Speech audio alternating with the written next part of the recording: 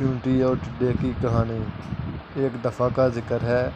एक चींटी थी और वो कहीं जा रही थी। रास्ते में एक टिड्डा मिला और कहने लगा, चींटी बहन ज़रा रुक जाओ, मेरी बात तो सुनो। चींटी पूछने लगी, क्या बात है टिड्डे भाई?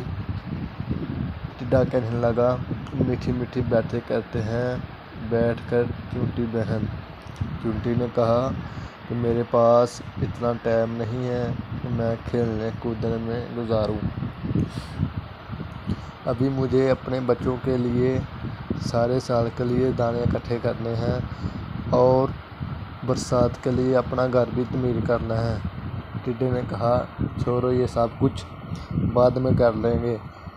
लेकिन चींटी ने टिड्डे की बात ना मानी और अपने काम में मसरूफ़ हो गई। चनाचे यूं ही दिन गुजरते गए। एक दिन हुआ यूं कि काफ़ी बारिश शुरू हो गई। बारिश इतनी ज़्यादा हुई कि पानी जमा हो गया।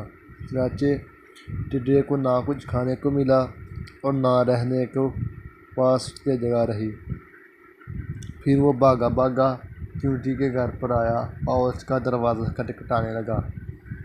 चींटी ने जब टिड्डे को बाहर दरवाजे पर खड़ा देखा तो पूछा, क्या बात है टिड्डे भाई, खैर तो है? चींटी बहन मेरी मदद करो, मेरी मदद करो, ऊंची ऊंची रोने लगा टिड्डा।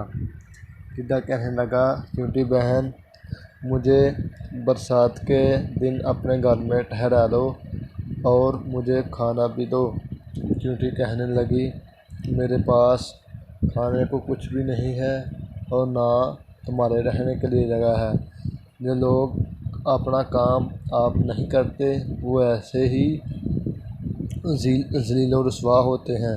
चनाचे चींटी के उसने बहुत तरले मिन्नतें की। टिड्डा रोने लगा, ऊंची ऊंची शोर मचाने लगा, चींटी बहन मुझे एक दफ़ा माफ़ कर दो, आइंदा मेहनत किया करूँगा। चींटी के दिल में तरस आया और उसने कहा, अलबत्ता मैं तुम्हें खाने को कुछ दे सकती हूँ, लेकिन रहने के लिए मेरे पास कोई जगह नहीं। उसने चींटी ने टिड्डे को चावल कुछ दाने खाने के दिए और कहा, ये लो दाने और यहाँ से चले जाओ। टिड्डा रोते रोते चला गया और